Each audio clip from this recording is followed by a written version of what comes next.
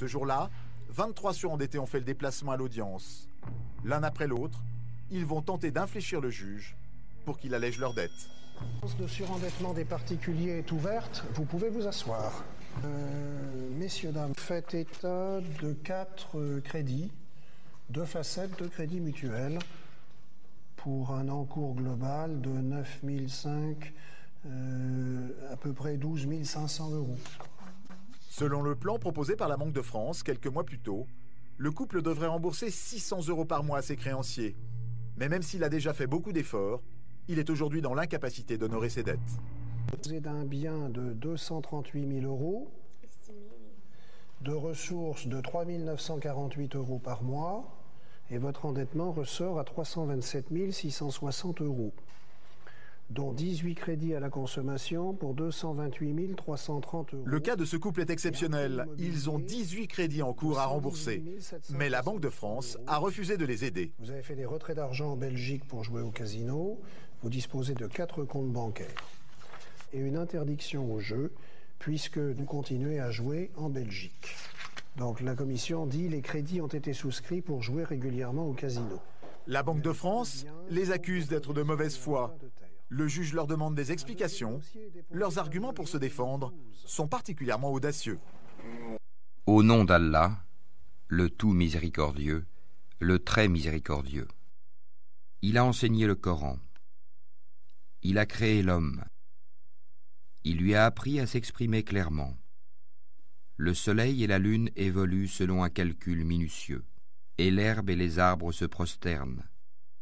Et quant au ciel, il l'a élevé bien haut, et il a établi la balance, afin que vous ne transgressiez pas dans la pesée.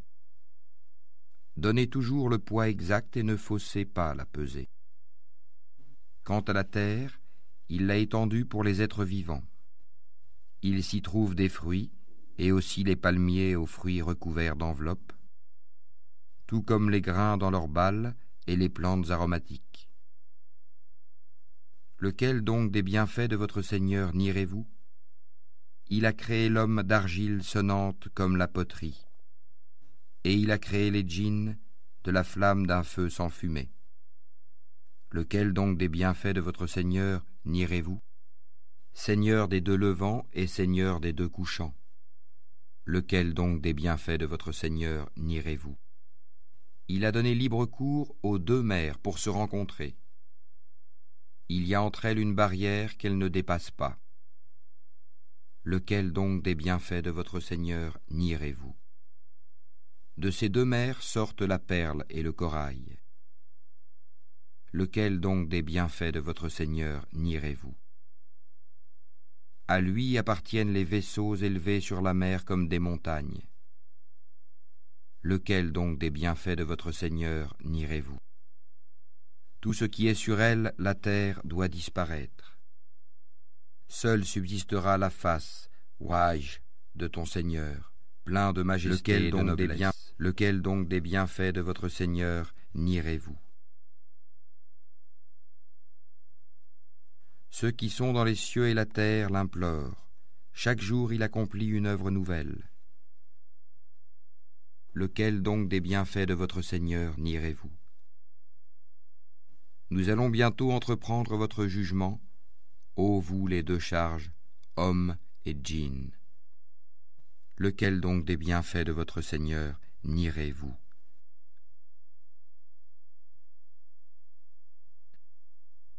À Allah appartient tout ce qui est dans les cieux et sur la terre.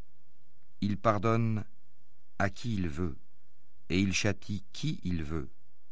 Et Allah est pardonneur et miséricordieux. Ô les croyants, ne pratiquez pas l'usure en multipliant démesurément votre capital, et craignez Allah afin que vous réussissiez. Et craignez le feu préparé pour les mécréants. Et obéissez à Allah et aux messagers, afin qu'il vous soit fait miséricorde. Adorez Allah et ne lui donnez aucun associé.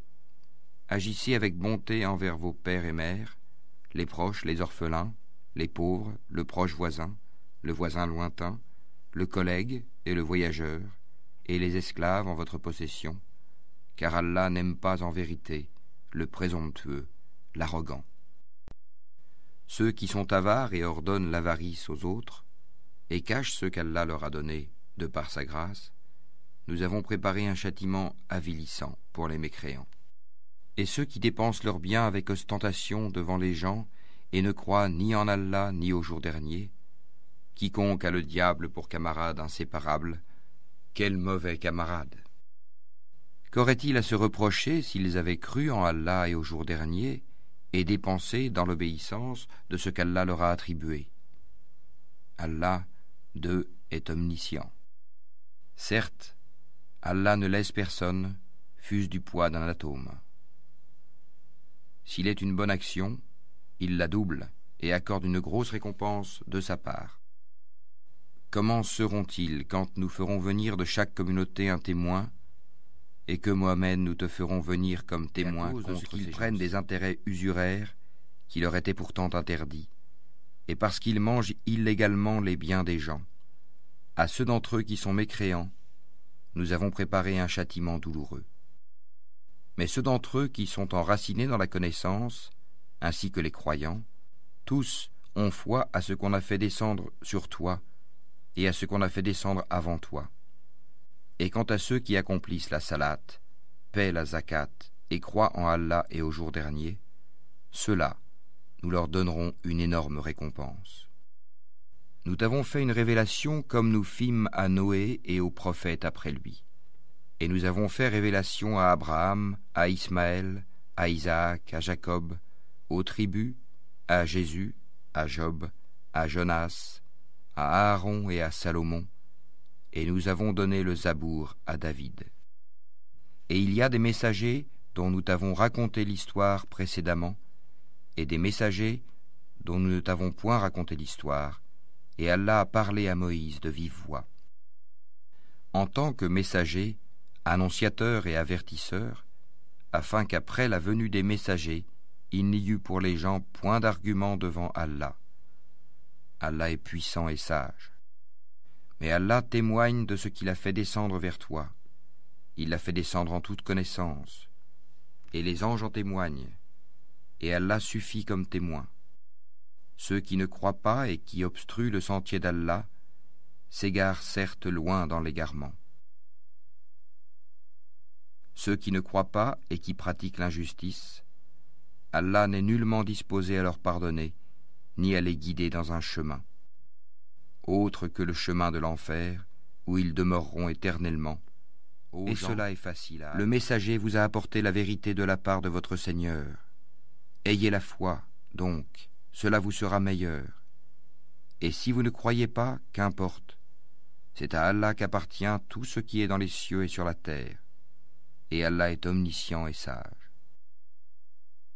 Ceux qui mangent, pratiquent de l'intérêt usuraire, ne se tiennent au jour du jugement dernier que comme se tient celui que le toucher de Satan a bouleversé. Cela parce qu'ils disent « Le commerce est tout à fait comme l'intérêt », alors qu'Allah a rendu licite le commerce et illicite l'intérêt. Celui donc qui cesse dès que lui est venue une exhortation de son Seigneur peut conserver ce qu'il a acquis auparavant, et son affaire dépend d'Allah. Mais quiconque récidive, alors les voilà, les gens du feu. Ils y demeureront éternellement. Allah anéantit l'intérêt usuraire et fait fructifier les aumônes. Et Allah n'aime pas le mécréant pécheur. Ceux qui ont la foi ont fait de bonnes œuvres, accompli la salat et acquitté la zakat, auront certes leur récompense auprès de leur Seigneur. Pas de crainte pour eux, et ils ne seront point affligés. Ô les croyants, craignez Allah, et renoncez aux reliquats de l'intérêt usuraire si vous êtes croyants. Et si vous ne le faites pas, alors recevez l'annonce d'une guerre de la part d'Allah et de son messager. Et si vous vous repentez, vous aurez vos capitaux, vous ne léserez personne, et vous ne serez point lésés. À celui qui est dans la gêne, accordez un sursis, jusqu'à ce qu'il soit dans l'aisance. Mais il est mieux pour vous de faire remise de la dette par charité, si vous saviez. Et craignez le jour où vous serez ramenés vers Allah. Alors, chaque âme sera pleinement rétribuée de ce qu'elle aura acquis, et ils ne seront point lésés. Ô les croyants, quand vous contractez une dette à échéance déterminée, mettez-la en écrit, et qu'un scribe l'écrive entre vous en toute justice. Un scribe n'a pas à refuser d'écrire selon ce qu'Allah lui a enseigné. Qu'il écrive donc, et que dicte le débiteur. Qu'il craigne Allah, son Seigneur, et se garde d'en rien diminuer. Si le débiteur est gaspilleur ou faible, ou incapable de dicter lui-même, que son représentant dicte alors en toute justice. Faites-en témoigner par 2 témoins d'entre vos hommes, et à défaut de 2 hommes, 1 homme et 2 femmes d'entre ceux que vous agréez comme témoins, en sorte que si l'une d'elles s'égare, l'autre puisse lui rappeler. Et que les témoins ne refusent pas quand ils sont appelés. Ne vous lassez pas d'écrire la dette ainsi que son terme, qu'elle soit petite ou grande. C'est plus équitable auprès d'Allah et plus droit pour le témoignage, et plus susceptible d'écarter les doutes. Mais s'il s'agit d'une marchandise présente que vous négociez entre vous, dans ce cas, il n'y a pas de péché à ne pas l'écrire. Mais prenez des témoins lorsque vous faites une transaction entre vous, et qu'on ne fasse aucun tort à aucun scribe ni à aucun témoin. Si vous le faisiez, cela serait une perversité en vous, et craignez Allah. Alors Allah vous enseigne, et Allah est omniscient. Celui qui donne et craint Allah et déclare véridique la plus belle récompense, nous lui faciliterons la voie au plus grand bonheur. Et quant à celui qui est avare, se dispense de l'adoration d'Allah et traite de mensonge la plus belle récompense, nous lui faciliterons la voie à la plus grande difficulté. Et à rien ne lui serviront ses richesses quand il sera jeté au feu. C'est à nous, certes, de guider. À nous appartient, certes, la vie dernière et la vie présente. Je vous ai donc averti d'un feu qui flambe, qui dément et tourne le dos. Alors qu'en sera écarté le pieux. À Allah appartient tout ce qui est dans les cieux et sur la terre. Il pardonne à qui il veut, et il châtie qui il veut. Et Allah est pardonneur et miséricordieux.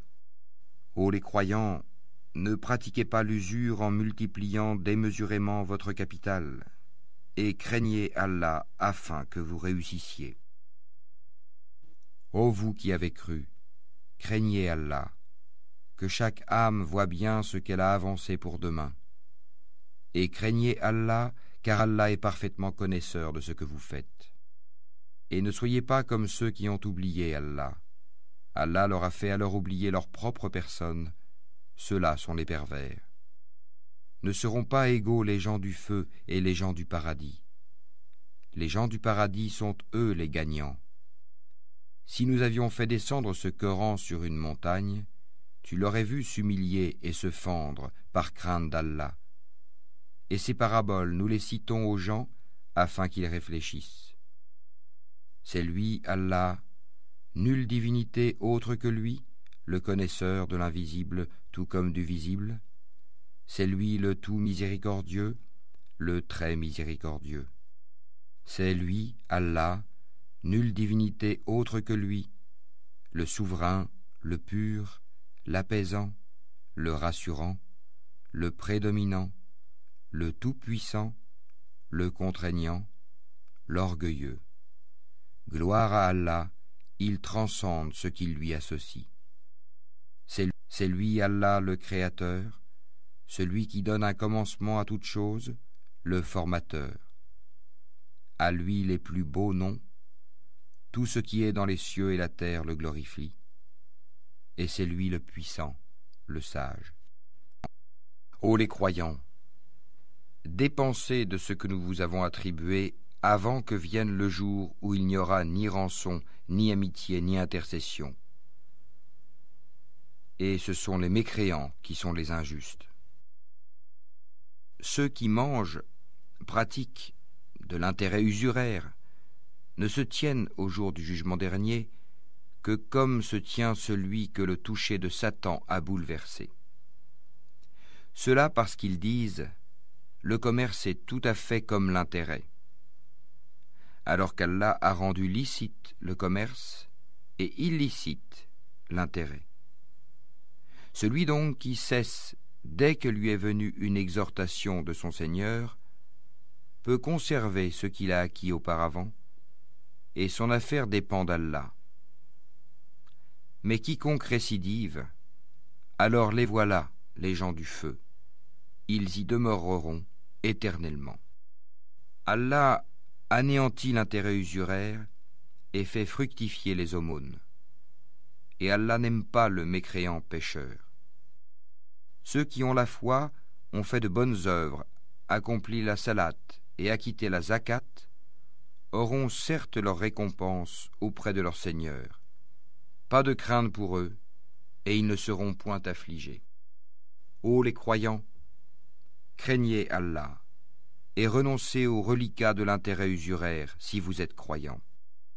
Et si vous ne le faites pas, alors recevez l'annonce d'une guerre de la part d'Allah et de son messager.